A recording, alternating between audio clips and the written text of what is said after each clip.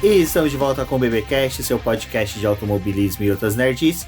No episódio de hoje vamos falar sobre o GP da França. E aqui comigo está a Débora Santos Almeida. Bem-vinda, Débora. Olá, pessoal, sejam bem-vindos a mais este episódio do BBcast. E hoje vamos conversar com vocês sobre o GP da França, que foi aquele GPzinho assim, meio morno, mas teve umas disputas que deu uma enganada. Quem sabe é o GP de despedida de Paul Ricard.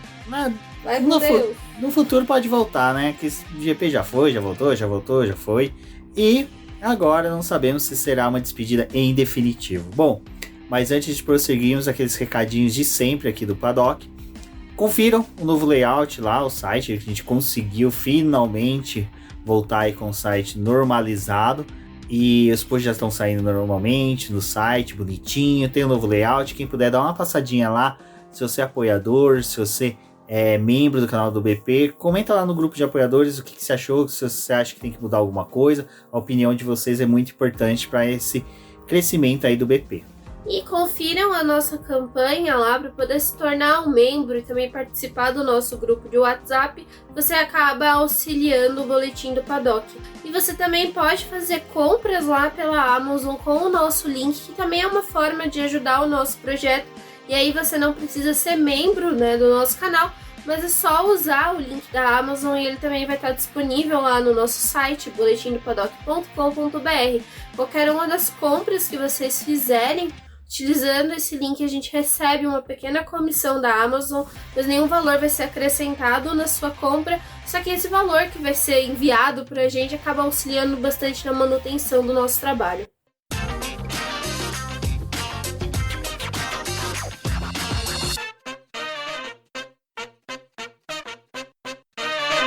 Na temporada 2022 ficou decidido que cada piloto teria que ceder em um treino livre o seu carro, né, para que um jovem piloto que nunca tenha corrido, disputado um GP na Fórmula 1, né, pudesse treinar. Nesse final de semana a gente teve só o Nyck de Vries como um desses pilotos, apesar de ele já ter testado lá em Barcelona, mas dessa vez ele testou ali pela Mercedes, substituindo o Lewis Hamilton nesse teste. E já o Robert Kubica não conta como jovem piloto, pois vocês já sabem, né, a longa e extensa carreira que ele teve na Fórmula 1. Então, mas de qualquer forma, para a Alfa Romeo é interessante ter a opinião do Robert Kubica, que ele, todo mundo já sabe, dos BBcasts antigos, até quando ele estava na Williams, a gente falava sobre isso, que ele é um exímio acertador de carros, então para a equipe foi interessante. Mas, né, Débora, Nyck de Vries veio, testou, o que é importante foi uma das falas do Toto Wolff, onde que ele apontou que se ele não conseguir colocar o Nyck de Vries em 2023 no grid da Fórmula 1, ele meio que vai ter que deixar o De Vries seguir. Então fica no ar. O De Vries vai sair, né, da Mercedes, das asas da Mercedes, ou ele simplesmente vai seguir para uma outra categoria que não seja a Fórmula 1? O De Vries, acho que é interessante a gente comentar um pouquinho da sexta-feira dele, é que ele estava andando muito próximo do George Russell, que já é um piloto que está acostumado com o carro da Mercedes, né? Que vem fazendo uma temporada muito regular. E colocar o De Vries nesse carro foi interessante para que ele avaliasse o equipamento da Mercedes. É engraçado que era uma coisa que a gente estava até discutindo no fim de semana, né? É um piloto que pôde fazer esses testes para Mercedes, mas ele foi campeão, né, da Fórmula 2 em 2019, mas não conseguiu uma vaga na Fórmula 1 e seguiu para a Fórmula E. E é um piloto que já tem uma bagagem, né, muito grande, ele é campeão da Fórmula E, então não é um jovem piloto, um jovem estreante, mas para a Fórmula 1 ele acaba sendo porque ele nunca fez duas corridas, né, nesse critério que a FIA estipulou aí para o regulamento. Ele tá fora, então ele pode fazer essas avaliações. A Mercedes acabou colocando ele ali no carro e ficou até surpresa com os resultados, enquanto o próprio De Vries ficou super animado em estar guiando esse carro da Mercedes. E mesmo com todas as reclamações e dificuldades que a equipe está enfrentando, foi bem positivo esse teste dele. Mas com relação à vaga do De Vries é algo muito complicado, né? Porque por mais que a Mercedes tenha ali disponível, né, de certa forma, tem uma parceria com o pessoal do grid, com equipes que utilizam o seu motor, ela não tem influência para poder colocar um piloto ali, a não ser na Williams, e tem as suas controvérsias, né, com relação a isso, porque o George Russell esteve lá, mas hoje é um pouco mais difícil de negociar, porque também está se falando de uma possível mudança da Williams aí no futuro, né, trocar essa unidade de potência e não ser mais Mercedes. Então, também acho que pro Nick De Vries, assim, por mais que seja um prestígio correr na Fórmula 1, e ele também já tenha feito testes esse ano com a Williams, né, nesse mesmo quesito de jovem piloto, correr na Williams para um cara que é campeão da Fórmula 1, eu não sei se é muito atrativo, tipo, vir para uma equipe que você vai correr lá no fundo. Não é que nem o Russell, né, que passou pela experiência da Williams e agora tá correndo num carro bom. O De Vries, ele tem experiência de um carro bom porque ele correu na Mercedes da Fórmula E. Então, talvez seja necessário deixar ele seguir, mas eu acho que é muito complicado você abrir mão de um piloto como o De Vries, mesmo ele fazendo as cagadinhas dele na Fórmula E esse ano. Eu acho assim, o De Vries, ele pode fazer uma falta pra categoria. Eu vejo o De Vries, é um excelente piloto, o que ele entregou em Barcelona com o carro da Williams, depois o que entregou esse final de semana com o carro da Mercedes. Concordo com a Débora que até quando cogitaram dele vir para a Williams para substituir o George Russell, eu falei, gente, o cara sair de campeão da Fórmula E para chafurdar no fim do grid com uma Williams, não casa. Mas também é aquela coisa, a Mercedes não vai continuar na Fórmula E, a McLaren não vai optar pelos pilotos, não se sabe para onde que o De Vries, pelo menos a Débora pode me corrigir se estiver errado, mas não sabe para onde o De Vries vai. Eu acho assim, a Fórmula 1 perde em não ter o De Vries no grid, sabe? Como já tá perdendo por não ter Piastri. Eu poderia defenestrar ali 3 pilotos que dariam vagas para esses dois tranquilo e ainda daria ali de lambejo uma posição no grid pro Drugovic, que diga-se de passagem já começaram a enfiar ele na Indy, né? Então já começa a ficar aquela situação, quando realmente teremos um piloto da Fórmula 1 brasileiro, né? Bom, temos o Enzo e o Caio Collet ainda nessa safra. Mas acho que foi legal isso, e do Kubica, né, Débora, que um teste protocolar, né? Aproveitar uma pista que é voltada para testes, para um piloto experiente, que pode dar um feedback diferente, porque o pessoal, mas o que um piloto de teste como o Kubica pode falar de diferente do Bottas? Ele tá chegando com uma visão neutra, uma visão que não Tem um cara que não pega o carro todo final de semana. Já não tá maculada de vícios, né? Então é complicado você dispensar uma opinião de um piloto desse. Até a própria opinião do De Vries, às vezes, é uma opinião interessante, porque pelo que eu tava acompanhando na sexta-feira, o Hamilton ficou trocando figurinhas com ele, porque é aquela coisa, hipoteticamente, o Hamilton, eu sinto que em curvas assim o carro faz isso. Aí o De Vries vem, talvez você optasse por frear assim, assado, né? Mesmo sendo um cara com tanta experiência com o Hamilton, dá pra poder trocar uma ideia ali com o De Vries, né? E o De Vries, assim, eu até falei da questão da Fórmula E, porque esse ano, nossa, ele tá que nem o Boemi, sabe? Vê uma treta e ele se enfia na... É a maldição de ganhar um título. O cara ganha título na Fórmula E, cara, a cabeça dele dá um espirocada. Tirando o Verne, o resto... Não, até o Verne tem umas corridas que olha. Mas o Verne, ele conseguiu 2 títulos, né? Então eu vou passar um boi pro Verne. Mas o De Vries, nossa, ele tá fazendo umas corridas na Fórmula E que, tipo, parece que substituíram aquele holandês ali, mas é interessante ver a forma como ele guiou. E assim, os feedbacks que ele trouxe pra Williams foram bem positivos. O pessoal também acabou elogiando ele bastante, porque ali em Barcelona eles estavam com um pacote novo, então também, tipo, deixar um piloto ir ali testar o carro foi bem legal. E com relação ao Kubica, né, é um piloto que, assim, ele não parou de correr, né, gente? Em corrida de endurance ele ainda corre. E é meio protocolar também a Alfa Romeo ceder o carro para ele, de certa forma, porque é ele que traz o patrocínio da Alfa Romeo, a Orlin. É uma patrocinadora do Kubica, que apoia a equipe. E ali, quando a gente tem algumas imagens para patrocinador, né, para fins de divulgação, são principalmente do carro do Kubica. Então, é interessante que ele acabe ao longo do ano,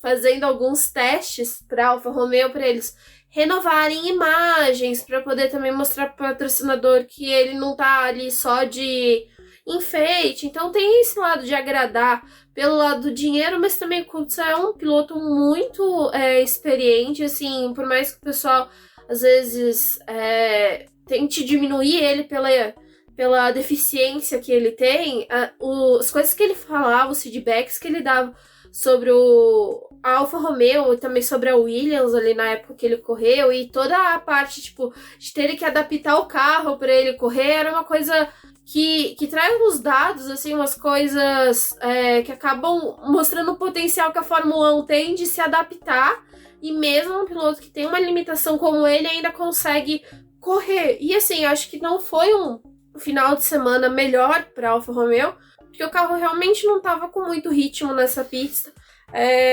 Acho que novamente a gente teve aí a Paul Ricard, né, como uma pista de testes, mostrando as forças do campeonato, e mostra o quanto que a Alfa Romeo também deu uma caída, assim, tipo, a gente já tava sentindo, né, eles tendo problemas, eles lidando com falta de rendimento, e Paul Ricard mostrou mais uma vez que, esse carro não tá bom, esse carro tem várias coisas para poder arrumar, e fica aí, tipo, uma lição pro restante da temporada e até mesmo pro carro da Alfa Romeo, que já tá em desenvolvimento pro próximo ano. Bom, Débora, as altas temperaturas já eram previstas pro GP, né? A gente teve aí essa temperatura altíssima na Europa, tá tendo essa onda de calor com várias queimadas. E isso a gente já vinha falando que ia refletir bastante na corrida, era algo que a gente esperava para ver nesses novos compostos da Pirelli. Mas no final, acho que até a Pirelli meio que, sabe, ficou com um temor, mas no final resultou algo mesmo como chuchu de sempre, mesmo chuchu de sempre, né? Mas assim, foi algo que foi interessante, que até a corrida a gente chegou com uma incerteza de questão de estratégia, né? A Pirelli selecionou a gama intermediária para levar para a França, e eles fizeram isso baseado nos dados que eles já tinham dos outros anos, e mesmo com a mudança dos pneus para esse ano, né? Eles preferiram manter a mesma composição dos pneus para esse GP, essa mesma configuração, né?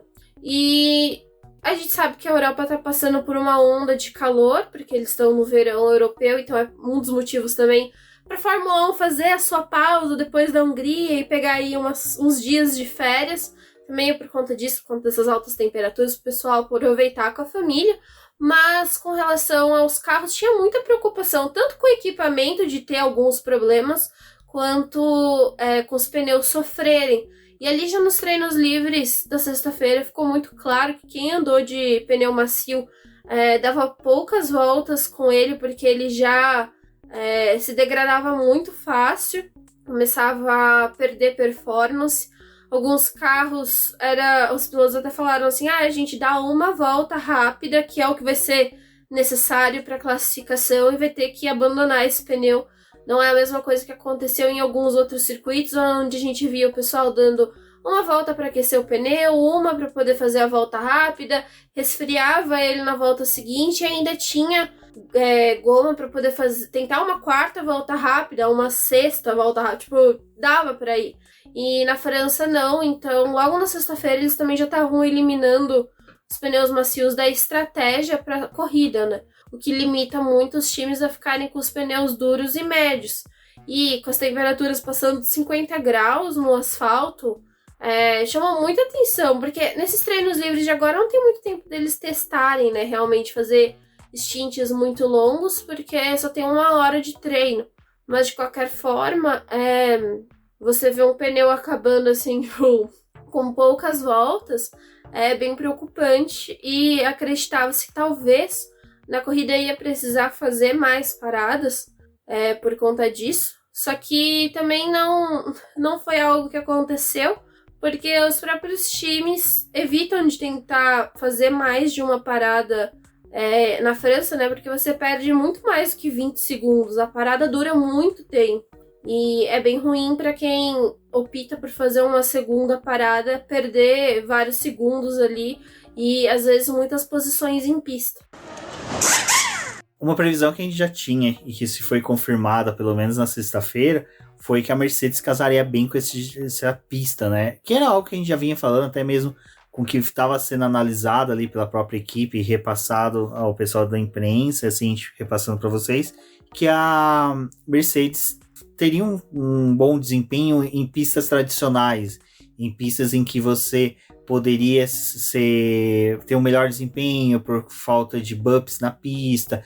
A gente tem o caso ali que o Paul Ricard, como a Débora até falou nas lives, ela é constantemente recapeada, por causa que é uma pista de teste, está sempre sendo usada, então é uma pista que ela já é voltada para isso, e ela é particular, né, do Bernie Ecclestone, então tem um investimento diferenciado nesse ponto. Mas a Mercedes, como dito, andou bem já na sexta-feira, tanto com o De Vries, depois o Hamilton à tarde. Hamilton até comentou que foi meio estranho ficar uma sessão fora, que depois ele pega o carro assim, ele ainda tem que entender como é que o carro está se comportando naquela pista, enquanto que os outros pilotos já têm essa dinâmica de já ter feito o primeiro teste, mas depois que a gente viu na corrida, parece que não fez muita falta assim. A Mercedes, sexta-feira ela não conseguiu fazer muitos testes ali com o tanque cheio, eles deram mais voltas de classificação, avaliaram a parte do ritmo do carro e deixaram para poder verificar, fazer simulações de corrida no terceiro treino livre. Mesmo tendo um pouquinho mais de tempo ali na sexta-feira, meio que o teste do De Vries e ter que acertar o carro para o Hamilton tomou um pouco de tempo ali do que era esperado da Mercedes, né? Mas acho que de qualquer forma eles ficaram surpresos com o resultado que eles tiveram. Sim, acho que a Mercedes não esperava também tanto. O único ruim que é aquela coisa, né? Aquilo que a gente sempre fala. Enquanto que uma equipe está evoluindo, as outras demais também estão. Então, e foi uma coisa que a gente viu bastante nesse final de semana, né? Muitos upgrades, as equipes até aproveitando o fato de ser uma pista em que dificilmente quando você roda, você bate. Meio estranho, né? Depois a gente comentar sobre isso na corrida. Mas eles aproveitaram ali para fazer alguns upgrades nos carros. O pessoal trouxe algumas atualizações, resgataram peças utilizadas em outros circuitos, né, como o Canadá.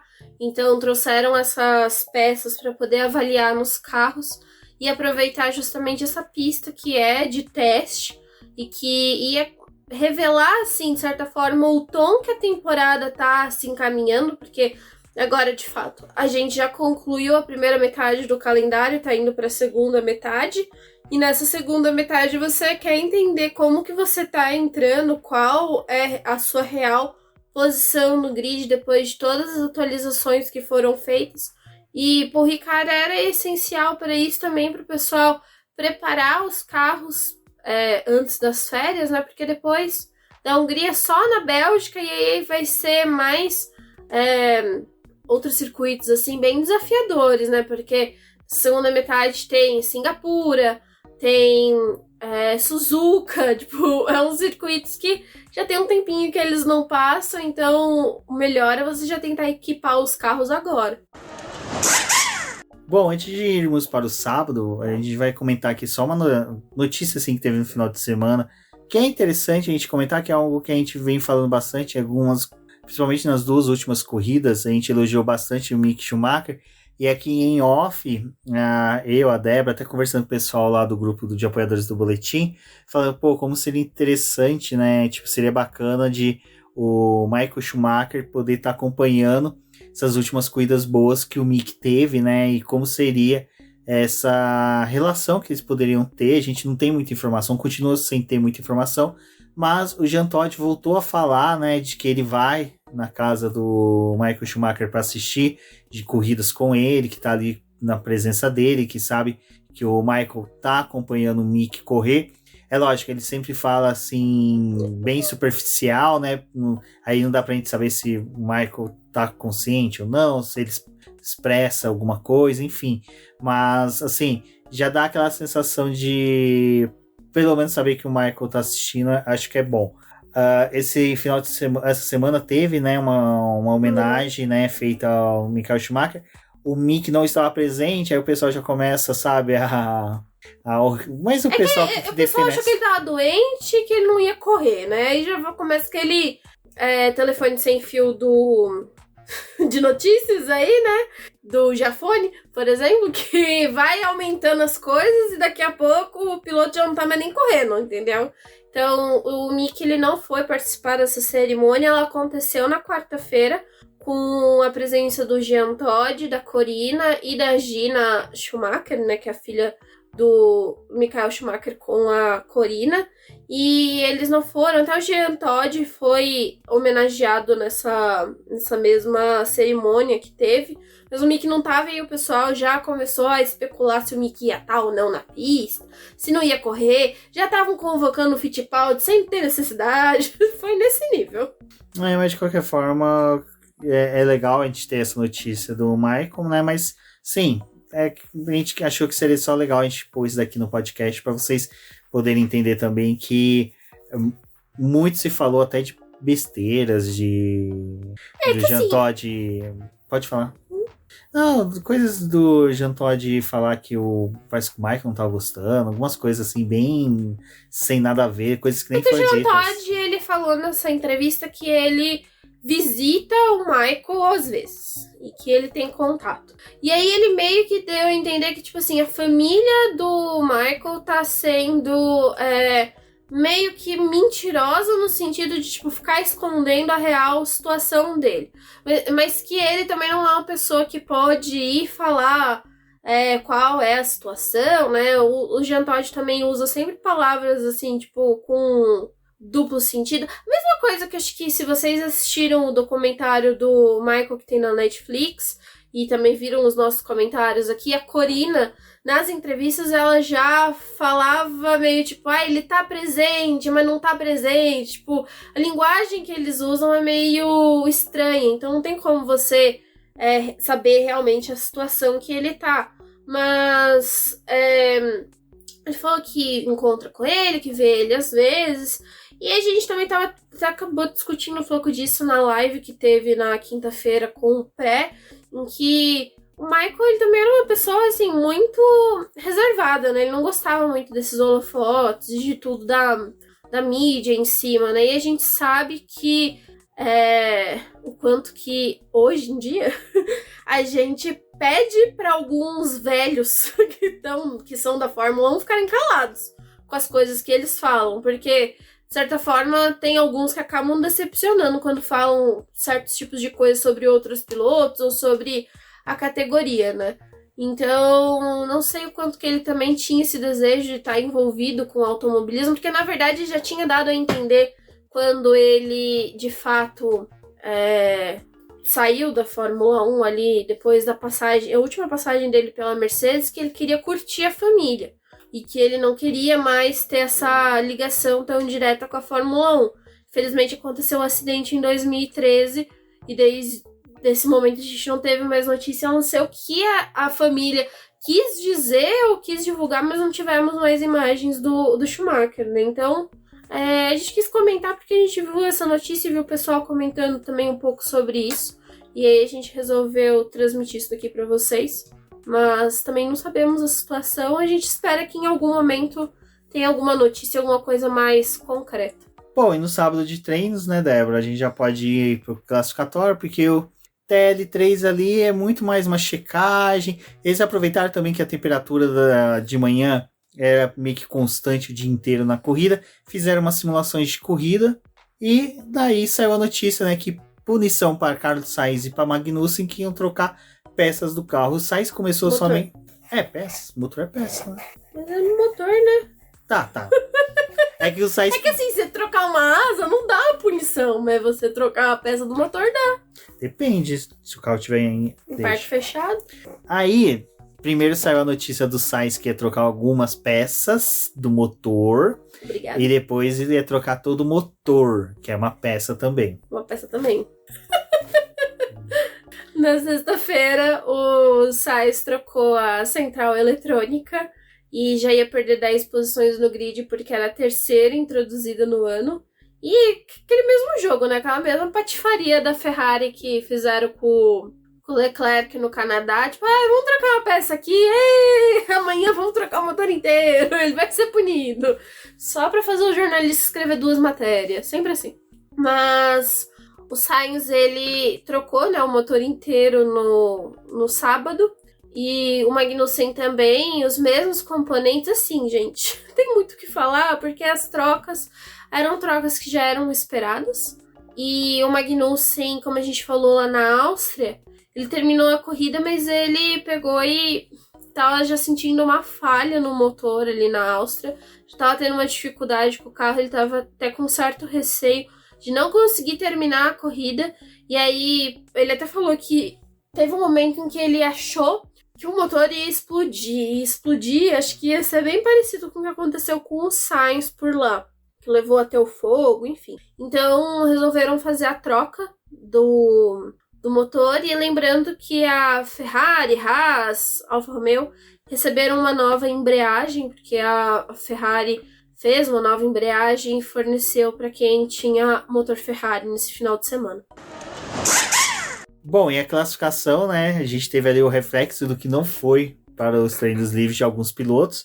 O Albon, por exemplo, foi um piloto, né, Débora, que estava fazendo bons tempos nos treinos livres, mas quando chegou no classificatório já não foi aquilo tudo. E o Gasly, que está sendo aquela coisa que a gente está falando aqui o ano inteiro, né? Ele parece que não casou com esse carro, ele não se encontra com esse carro. E infelizmente o Gasly está tendo um ano não tão bom na Fórmula 1. O Albon, ele fez bons treinos livres, né? Tava ali tentando se manter entre os 10 primeiros. Uma performance bem interessante. Assim, animadora por um lado, mas em alguns momentos até um pouco irrealista, porque o grid ainda estava muito variado nos treinos livres, mas tinha uma expectativa dele ir um pouco melhor. O Albon passou até pro Q2, mas não conseguiu ir além. E o do Gasly é a mesma coisa, né? O Gasly fazendo treinos livres ali entre os 10 primeiros, o Tsunoda também andando, de certa forma, bem, e chegou na classificação, ficou preso no Q1, não conseguiu avançar, e quem representou a AlphaTauri ali no Q3 foi o Tsunoda. Então, um desempenho muito inconstante desses pilotos, né? O do Albon a gente compreende, porque ele tá guiando pelo Williams, mas o do Gasly é muito bizarro o que acontece com aquele carro, com aquela equipe, e eles raramente conseguem ter uma boa explicação sobre o que está acontecendo. Bom, e ali a gente teve, né, como você disse, o Tsunoda que foi pro Q3. Tadinho do Tsunoda, depois na corrida a gente comenta um pouquinho sobre isso, mas é legal de ver que pelo menos o Tsunoda tá acertando a mão no carro. Parece que todas aquelas críticas negativas que teve sobre ele, ele tá conseguindo melhorar, tá conseguindo trazer resultados, mas no final, né, teve a pole ali do Carlos Sainz, do Leclerc, que teve a ajudinha do Carlos Sainz, diga-se de passagem. Mas Carlos Sainz tava com um carro, né? Um senhor de um carro. Assim, se pudesse brigar pela pole, acho que tinha brigado esse fim de semana. Cara, eu vou ser sincero. Eu, se fosse a Ferrari, tinha falado: Sainz, faz uma volta esmagadora e depois você ajuda o Leclerc. Que se você fizer um P2, você vai participar das entrevistas, você vai entrar na mente do Verstappen. Do tipo, mano... Mas eu acho que ele já entrou ali, porque no Q2, aquela volta que ele deu, e aí ele deu a volta, assim, super tranquilo, e ele ainda fala no rádio: aí acho que deu, né? Deu essa volta aqui que eu fiz. Aí ele: sim, Carlos, você é o P1. Deu pra você passar. Ninguém não era pra humilhar. Teu tempo, né? Bonito. Mas enfim, a pole do Charles Leclerc, que foi também uma tremenda de uma volta. A gente brinca da questão da ajuda do Carlos Sainz, mas é uma questão de equipe, e a gente viu ali que depois até foi divulgado que quem optou por fazer aquela volta, dar o vácuo, foi o Carlos Sainz, que teve a ideia. Carlos Sainz mostrando que ele tá transcendendo a capacidade de piloto e se tornando estrategista, chefe de equipe e tudo mais. Parece que quem assume o carro 2 da Ferrari durante o período Leclerc assume também essas funções, né? Ai, gente, mas assim, o Sainz, ele foi muito consciente, ele queria passar pro Q2, porque eles estavam ali naquela guerra com o Magnussen para poder saber quem é que ia largar da última posição, e é até interessante brigar tanto pelo 19º lugar, porque você tá largando na fileira que vai largar o pole, né? Então, você tem, teoricamente, esse lado da pista é mais limpo para você. Então, era também... Em questão de estatística, né? Você não tem na estatística quantas vezes você largou de último colocado. Então, é bem interessante isso. E num circuito como o Hikarin, que dá pra você fazer algo desse tipo, porque você não tem barreiras, né, tão próximas ali, então você não corre o risco de errar e dar de cara com o muro fazendo um negócio desse. Tipo, Leclerc provou que dá. Mas o Leclerc foi uma exceção. No restante, quando foi pensado esse circuito, dava, né, pra andar tranquilamente. E com o pneu vermelho, tipo, já que não vai usar essa porcaria pra corrida, se passasse também ali fora e pegasse as faixas azul e vermelho, não tinha problema pro Sainz, né? Tipo, degradou um pneu, tem mais 50 pneus pra usar. Bom, mas aí tivemos a apoio do Leclerc, que, diga de passagem, essa temporada tá sendo o piloto mais rápido em classificação. Eu só tô sentindo um peso. Tá pendendo muito pras pole, tá devendo nas vitórias, entendeu? Queria um equilíbrio nesses números, mas é só um desabafo. Não, é uma pena, porque, coitado, depois a gente vai comentar aí sobre a corrida. Mas foi legal a classificação, a gente teve ali a McLaren do Lando Norris conseguindo chegar no Q3, as duas Mercedes novamente fazendo uma excelente classificação, o Hamilton e o Russell trocando, cada hora um conseguia fazer a volta mais rápido que o outro, e aí a gente vai para a corrida de domingo, que, diga-se de passagem, estava sendo muito aguardada. Bom, Débora, ali a gente já teve aquela questão do Magnussen e do Sainz, que foram pro Q3 e foram depois jogar lá pro fundo em decorrência de troca de peças. Uma coisa que a gente não comentou ali na classificação, que foi uma pena, foi que o Mick Schumacher teve uma volta deletada, e, diga-se de passagem, foi uma volta assim deletada meio que naqueles pontos em que não é por sensor, é pelo diretor de prova, que olha e fala, extravasou. E assim, todo mundo que publicou, comentou um board do Mick, falou, olha, ele não extravasou tanto a ponto de perder a volta, não. E isso foi até não só fãs brasileiros, mas pessoal de fora, imprensa de fora também fazendo isso. Mas, assim, foi uma pena, porque acabou anulando a corrida do Mick, a gente já pode comentar sobre isso, que foram pilotos que foram prejudicados esse final de semana por ocasiões assim que eles não tiveram culpa, que foi para mim o Mick Schumacher e o Tsunoda, que ali no começo da corrida teve aquele encontro com o Ocon, que infelizmente acabou destruindo a boa corrida que o Tsunoda conseguiu construir na classificação, levando o carro pro Q3, e o Ocon, né, mais uma vez aí fazendo aquelas corridas em que o único momento que ele é filmado é quando ele faz uma caca. Gente, sobre a corrida do Mick Schumacher, assim, já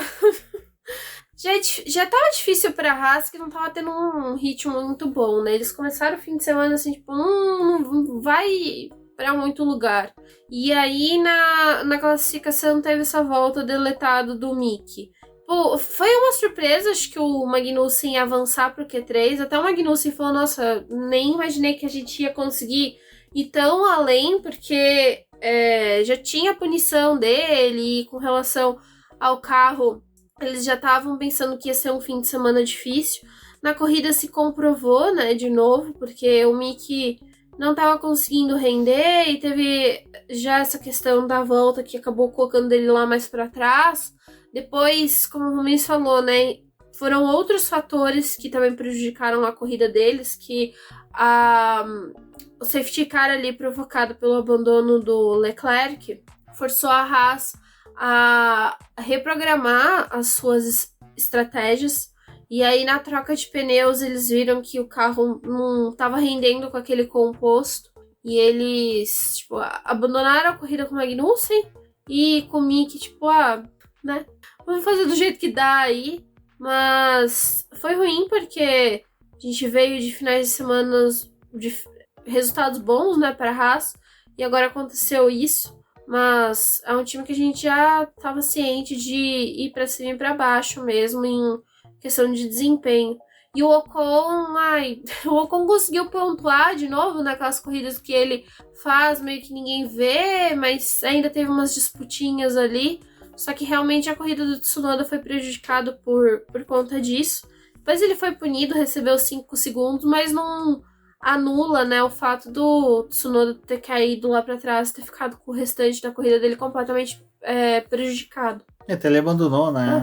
Em determinado momento, porque aí mostrou aquele rasgo tremendo na carenagem dele, mas vamos pra corrida, né? Que a gente quis pontuar sobre os dois, porque achei que seria interessante o pessoal saber também que nem tão ruim foi assim o desempenho deles, pilotos, mas foi em circunstâncias causadas por demais pilotos.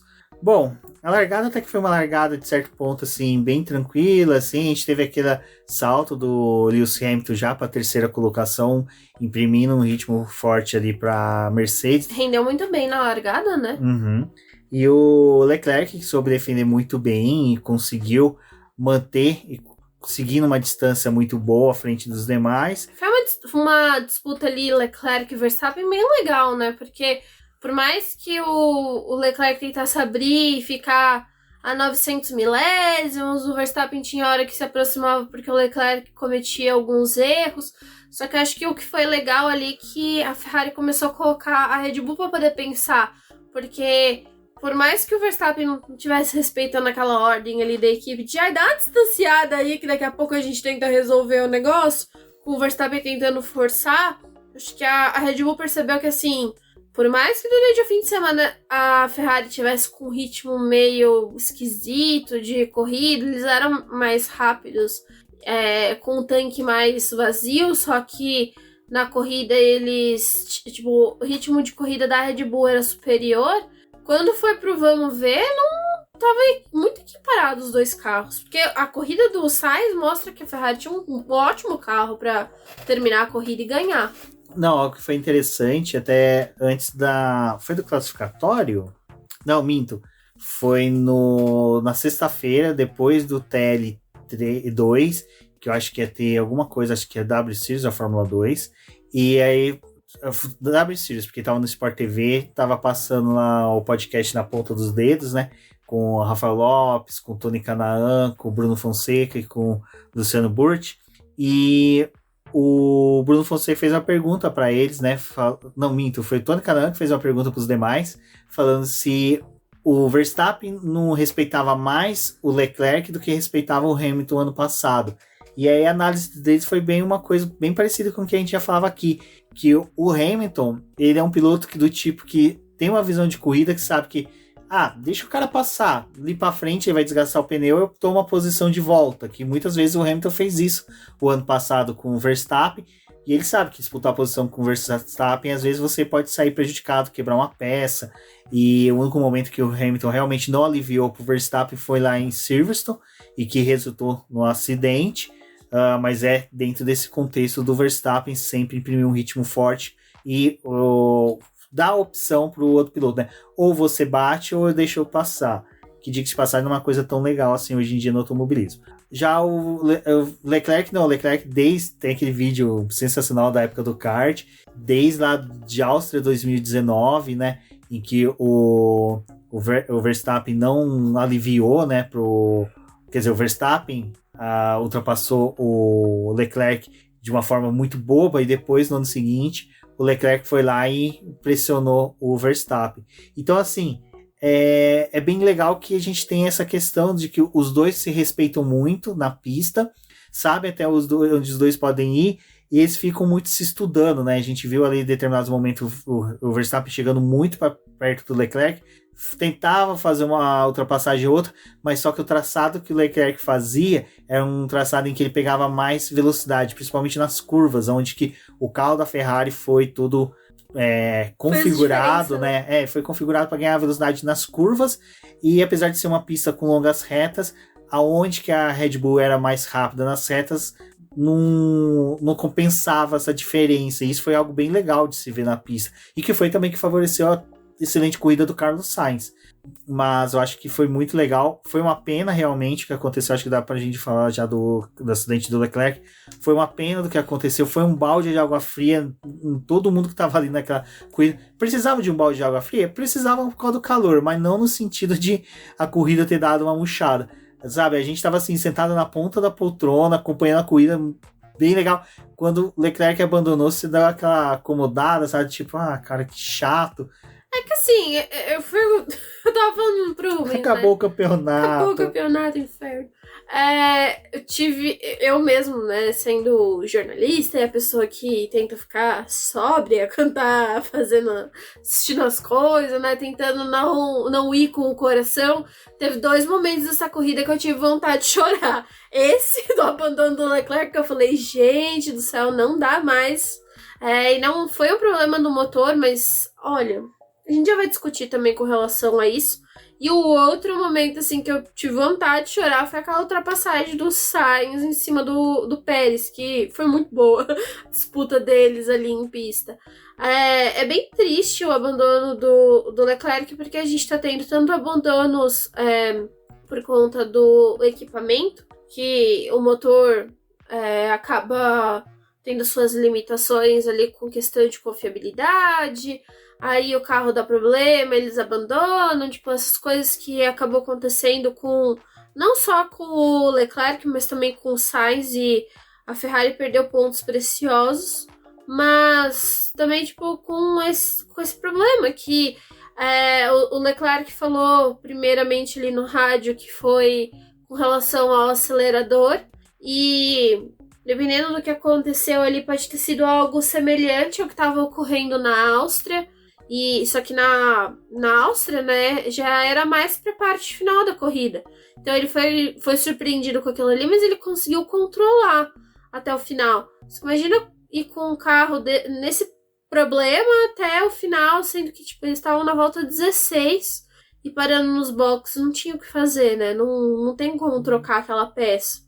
E mais pontos, assim, jogados no lixo. Aí até o Binotto foi falar, né, que mas a gente ainda tem 10 corridas pela frente, agora é ganhar todas. Vocês não estão conseguindo ganhar nem as que foram fácil. Tipo, né, enfim. Não, o Leclerc, assim, vou ser sincero, pra ele ser campeão, sem essa história de ganhar as 10 próximas corridas, ele precisaria no mínimo de 3 abandonos do Verstappen. Sabe? Dificilmente vai acontecer 3 abandonos do Verstappen com o Leclerc pontuando bem. Então, cara, tipo, não dá pra você levar essa confiança. Eu queria muito que acontecesse pra gente poder ter campeonato pelo menos até o GP do Brasil, né? Pra não pagar pra assistir cumprimento de tabela, né? Coisa chata é isso. Assim, é legal. Não, é legal. Sainz ganha no Brasil. É legal por um ponto, porque quando já tá definido o campeonato, os bonitos correm leve, né? Eles correm do jeito que eles querem. Gritaria, entendeu? Que eu não vou falar outra palavra que antecede a gritaria. Mas, poxa, né, gente? Eu queria um campeonato mais disputado, assim, né? Me prometeram um entretenimento um pouco maior. Mas não... Só esqueceram de combinar com a Ferrari o que era pra fazer esse ano. Eu não sei, mas... Bom, e agora, né, a gente pode falar um pouquinho sobre a corrida do Carlos Sainz, porque assim, com o Leclerc fora, todo mundo foca ali na Ferrari no corrida do Carlos Sainz. Aí, Leclerc bate de uma forma assim meio estranha. Uma coisa que eu queria discutir antes disso com o rádio do Leclerc, que ele novamente atribui a culpa a ele, né? Tipo, foi eu que errei. Pô, cara, não foi você que errou, sabe? E esse carro aqui, todo problemático, toda corrida dá um Olha, aquele grito que o Carlos Sainz também precisa não gritar com essa equipe. Mas aquele grito que o Leclerc deu no rádio tinha que chegar esculhambando a equipe no grid, sabe? Eu sei que o clima é muito chato você chegar e fazer um negócio desse, sabe? Mas tem hora que, gente, eu acho que era bom ele parar de acumular essas energias dentro dele e começar a jogar pra fora. Não, eu acho assim, o Leclerc, ele não devia ter falado que a culpa é dele, porque, cara... A culpa não é sua. Outra coisa, mesmo que foda-se, velho. Você é o piloto número 1 da Ferrari, da equipe mais tradicional da Fórmula 1, você não tem que assumir o erro porra nenhuma, sabe? Tipo, cara, eu odeio pessoa que fala, o erro foi meu, sou um idiota. Cara, não é assim, sabe? Se reduzir dessa forma... Nossa, e aí o Binotto tentando aliviar, né? Falando, mas é um erro de um campeão. Então dá o carro pra ele ser campeão. Não, eu vou ser sincero, até o carro eles têm. O problema realmente é que ele dá muito azar. Aquilo ali foi um azar. Aquilo ali não foi algo que, sabe, se foi um erro do acelerador, alguma coisa, cara, foi azar. Não tem como você... E olha que eu odeio usar o termo sorte e azar na Fórmula 1, mas só que ali, cara, até você ter a real conclusão do que aconteceu, não me solta uma dessa, sabe? Não dá chance pro Verstappen, sabe, crescer mais ainda, porque isso aí o pessoal sabe o que faz. Começa a dar moral pro Verstappen. Não tô desmerecendo o Verstappen, mas do tipo assim, cara, o Verstappen chega pro Verstappen, pô, você viu, o cara lá se sentiu culpado, tá choramingando, sabe? Você reduz perante o adversário. E o Verstappen, acho que ele ainda foi... eu gostei do que ele... perguntou, né? Do Leclerc, e também ele falou assim, nossa, foi uma pena, porque a disputa nossa na pista tava tão boa e tava fazendo a gente quebrar a cabeça de como ia fazer pra passar o Leclerc, foi uma pena ele abandonar. E depois eu só terminei a corrida por terminar, assim, porque tava na ponta, fiz uma corrida protocolar, tipo, só pra poder cruzar a linha de chegada e ganhar e conquistar mais pontos. Então, também fez falta ali essa disputa dos dois. Só que a parte ruim é, tipo, ganharam as duas últimas provas, né? Uma com o Sainz e outra com o Leclerc. E aí agora, tipo, mais uma quebra. Vai quebrar na Hungria de novo, sabe? Vai ter outro problema na Hungria, enfim. Agora a gente vai falar do Sainz. Não, a corrida do Sainz foi uma corrida espetacular, assim. Eu achei legal porque até depois da corrida saiu que ele ganhou o melhor piloto do dia. Até eu tentei falando, cara, ele deu a pole pro Leclerc, vamos pôr dessa forma, né? Largou de penúltimo lugar, chegou em quinto, teve um pit stop desastroso, a equipe soltou ele num ponto ruim em que ele teve que pagar uma punição, pagou punição. A estratégia de pneus da Ferrari não foi errada, como muita gente ficou falando aí, deixou ele brigar, não sei o que, não foi errada. A Ferrari, de certa forma, fez uma estratégia protocolar para ele, era a estratégia que cabia pro Sainz, mas assim, eu acho que o que tem que exaltar o Sainz é a capacidade que o cara tem de leitura de pista, velho. É uma coisa que eu e a Débora tava comentando outro dia, que assim, essa capacidade de leitura de pista, de saber o que fazer com o carro, como dosar os momentos na Fórmula 1 ali na corrida, é algo que o Sainz tem de sobra e falta pro Leclerc. É muito estranho isso, né? O Leclerc, cara, com certeza é um monstro da Fórmula 1, é um moleque que tende a ser multicampeão, se encaixar bem dentro da Ferrari, a Ferrari conseguir construir um bom carro para ele, uma sequência de bons carros para ele, como fez ali com o Michael Schumacher, na verdade. Mas o Sainz é aquele cara que consegue, sabe, perceber o que ele precisa fazer naquele momento, o que ele não pode fazer, o que ele pode trabalhar. Você percebe que o cara ele tem todo um trabalho dele dentro do carro com a equipe que falta pro Leclerc. Então é legal que os dois se casam bem nisso, né? E não é uma coisa que eu tô falando agora do Carlos Sainz, cara. Eu sou viúva do Carlos Sainz da McLaren. Eu queria o Carlos Sainz da McLaren, cara. Seria um piloto que adicionaria muito pra nossa equipe. Mas a cuida dele hoje, eu acho que aquelas disputas que ele teve sobre a hora de ultrapassar, como cozinhar uma ultrapassagem. Deu o entretenimento necessário. Exato, na hora que o engenheiro fala a punição pra ele que é um stop and go, ele, não, peraí, a regra não é essa, tipo...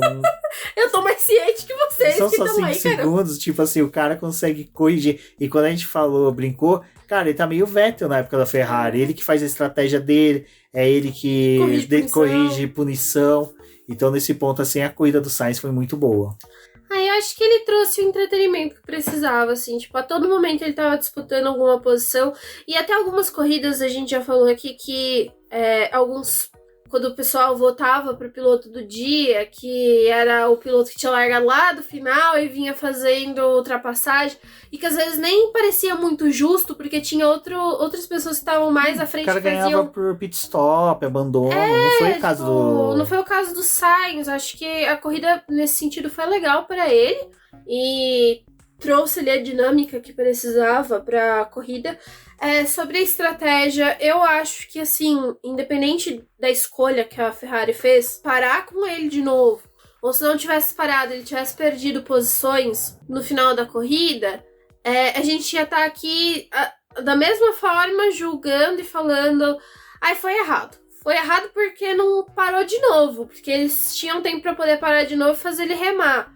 Então, assim, acho que dentro dos dados que a Ferrari tinha, a mesma coisa que penso da mesma forma como o Sainz. Tipo, é frustrante porque ele brigou por um pódio e terminou fora dele, mas pelo lado protocolar ali salvaram os pontos que era necessário para o campeonato. É melhor ter o piloto ali terminando a corrida do que, sei lá, tipo, mais algumas voltas dele com aquele pneu, ele poderia abandonar a corrida, ter algum problema como aqueles que ele teve no começo do ano de escapar com o carro. Então acho que do jeito que foi o melhor que a Ferrari pôde fazer hoje. E o Sainz, ele fez uma excelente corrida, brigou ali bastante com o pessoal, e eu acredito que ele ia ficar vendido pro final da prova ali, porque era um piloto com pneu médio contra todo mundo que tava de pneu duro. Então, por mais que ele tenha ganhado a posição do Pérez, o pneu do Pérez ia render mais no final da corrida, ele ia ter um pouco mais de goma do que o Sainz. E algumas zebras ali da pista, a gente tava vendo que saía, os carros às vezes pegavam de uma forma muito forte. Talvez com a exposição maior ali da parte interna do pneu pudesse gerar um rasgo, gerar um furo. Então acho que a Ferrari fez a estratégia correta. Foi na segurança e pelo menos garantiu os pontos. Por mais que seja frustrante perder o pódio, os pontos estavam garantidos. Bom, quem fez também uma corrida espetacular foi a dupla da Mercedes. Não à toa chegaram ao pódio. Eu acho que assim, a corrida deles foi uma corrida excelente. Depois a gente vê até ali o Hamilton no final desgastado por não ter podido beber água, né? Ele e o Carlos Sainz ficaram sem água nessa corrida. Então... Aí era uma coisa que eu achava que não ia acontecer. Até... me perguntaram sobre isso e eu falei, acho que não vai acontecer, né? Porque tá muito quente. Como eu sou...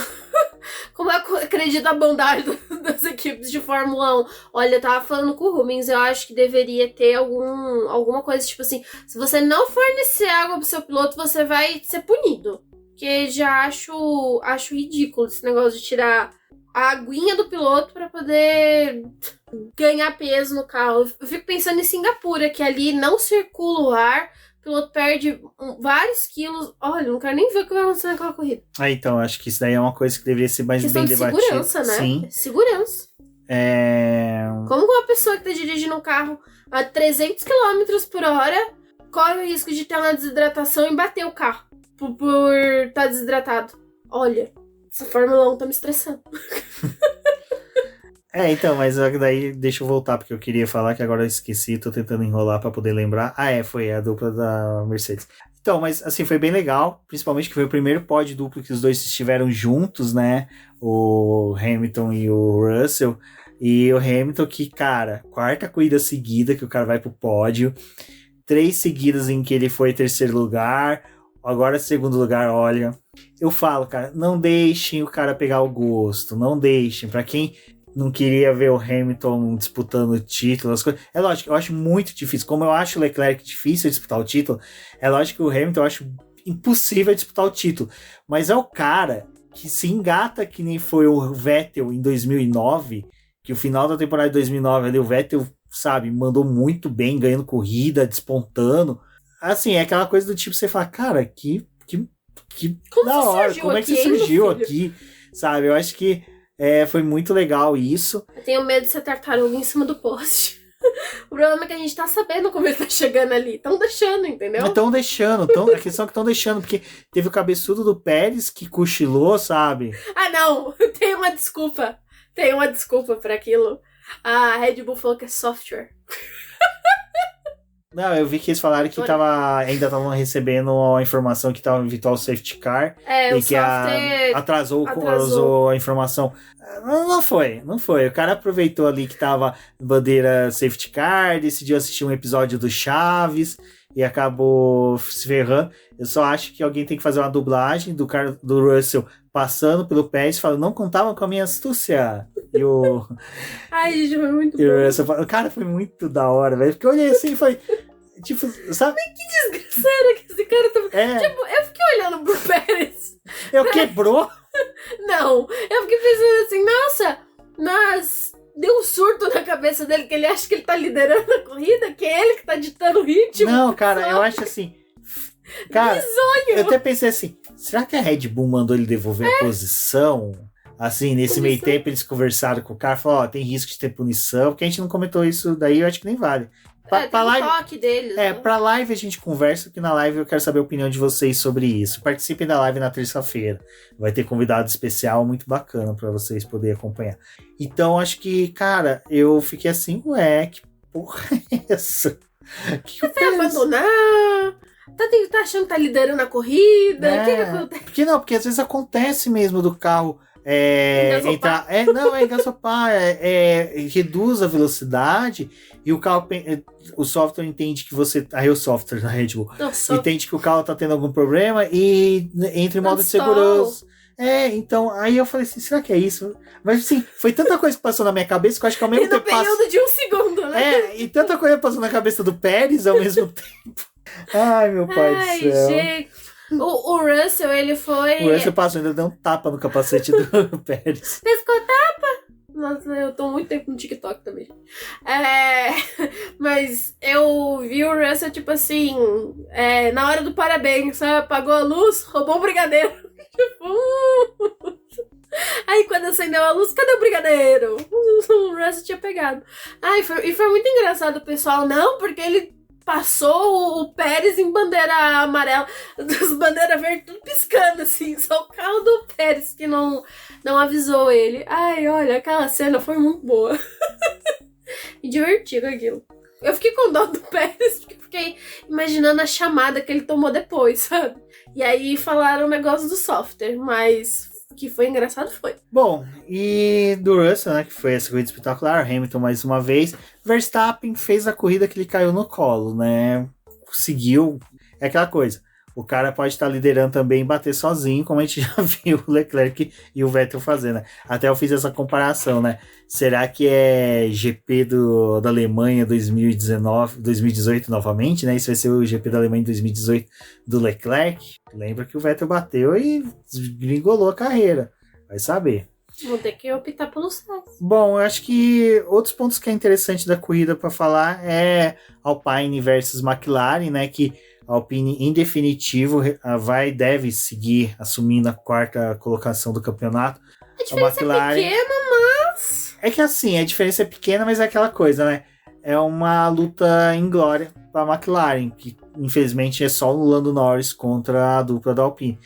Mas o Richard... cara, desculpa. Em algumas corridas, não em todas. Não, cara, não é isso. O Richard, sabe o que ele tá fazendo, cara?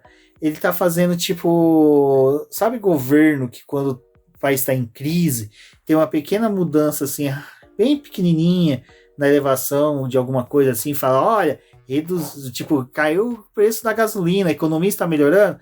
É o Ricciardo na McLaren, sabe? Fez 3 voltas rápidas, acha que das 50 restantes a injustiça foi causada pelo carro da McLaren. Não é assim. Tipo... eu acho que foi uma coisa que a gente discutiu lá no grupo de apoiadores, né? A Denise até trouxe que algumas pessoas tinham falado que o Ricardo estava indo mais rápido e que aí, tipo, talvez teria sido ideal durante a corrida ter invertido as posições. Mas eu sinto que, assim, às vezes parece que o Ricardo ele fica motivado em fazer algo quando é o Norris que tá à frente dele. E o Ricardo ele teve uma certa colher de chá nessa corrida, porque a classificação dele ele ficou no Q2, porque, em 11º lugar. Mas o Sainz e o Magnussen foram 2 pilotos que foram punidos e foram lá para trás. E na corrida, por mais que o Sainz tenha recuperado ali a posição perdida, porque ele entrou no top 10, a gente teve o Magnussen que não conseguiu fazer uma corrida de jeito nenhum, e o Leclerc que, tipo, balanceou ali a entrada do Sainz no top 10 e saiu, né? E o Tsunoda que abandonou. Tipo, assim... Foi uma corrida com 5 abandonos, né? E aí, né, aquela coisa... Acho que o mesmo princípio do que aconteceu com o Ricardo aqui foi o que aconteceu na corrida em que o Sainz venceu. Que a gente teve a inversão ali das posições, e aí o Sainz até questionou, gente, mas o Leclerc só tava mais rápido do que eu, porque ele tava com o DRS ativo. Agora eu estou com o DRS ativo e tô mais rápido que ele. E aí, vocês vão me devolver a posição? Porque com o Ricardo é a mesma coisa. Tipo, a McLaren teve um momento ali em que ela pede pra ele se manter no DRS do Leclerc, do Lando Norris, porque eles estavam tentando conservar ali a posição, sabiam da corrida que a Alpine estava fazendo com o Ocon, então precisavam se precaver, mas no momento final ali da corrida ele já tinha aberto uma distância para o Norris, não tinha da RS, e cadê a velocidade que ele estava imprimindo no começo da corrida? E outra coisa, que foi um ponto que a Denise até ressaltou, né? A McLaren pediu para que ele conservasse os pneus. Imagina se ele não tivesse conservado, quanto que ia ser ruim no final da corrida dele, porque tinha o carro do Stroll chegando, né? Porque a Aston Martin estava também nesse bolo ali. E, enfim, teve esse resultado. Então, eu acho que essa corrida do Ricardo foi meio assim, tipo, pontuou. Se você olhar todas as outras coisas que aconteceu, tipo, meio que neutraliza. Até olhando os pilotos que abandonaram, Mas você não estaria à frente do Ricardo. Não, assim, no coisa estaria. Na largada. Na largada. Se fosse uma largada normal. Mas na corrida em si não, porque a Haas estava muito ruim. Eles nem Sim, mas assim, até o que eu falei. O Mick Schumacher, se não tivesse tido a volta deletada, é isso que eu falo.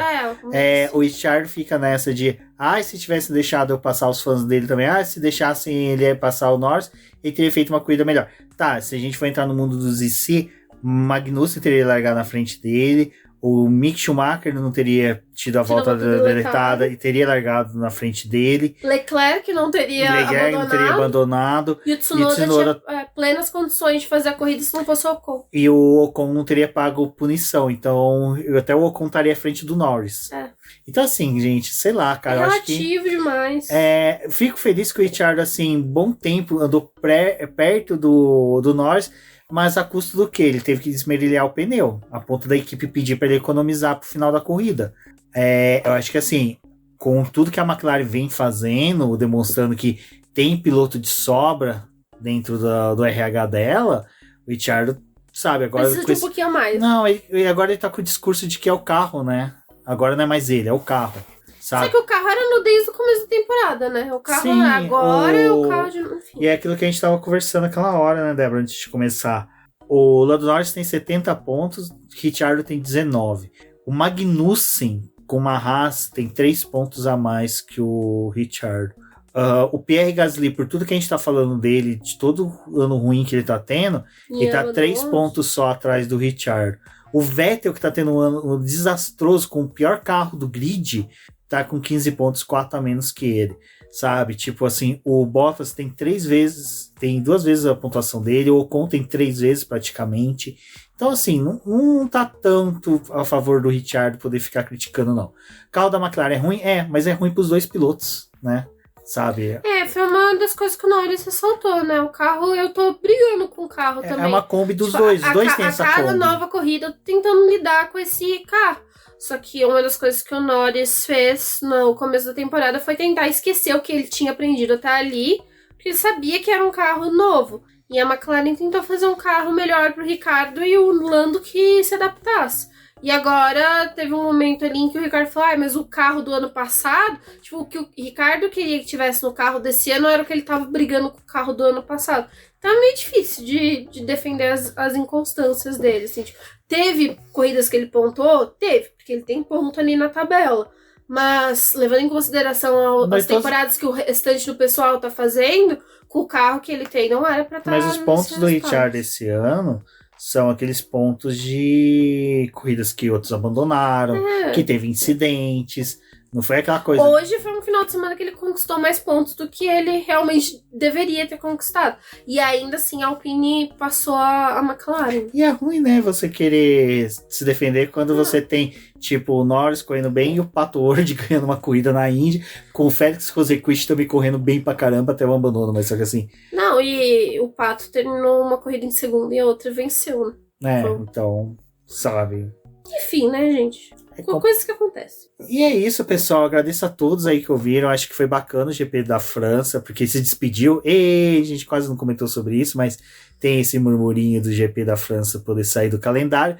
Se sair, por favor, mantenha Spa-Francorchamps e que venha o GP da África do Sul, sabe? Acho que seria... Estou animadíssima!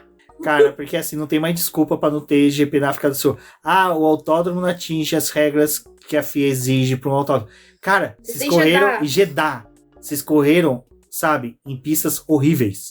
Então, assim, dá pra colocar, assim, não me venha com essa, não. E é isso, pessoal. Terça-feira tem live falando sobre a Fórmula 1 aí, com um convidado especial.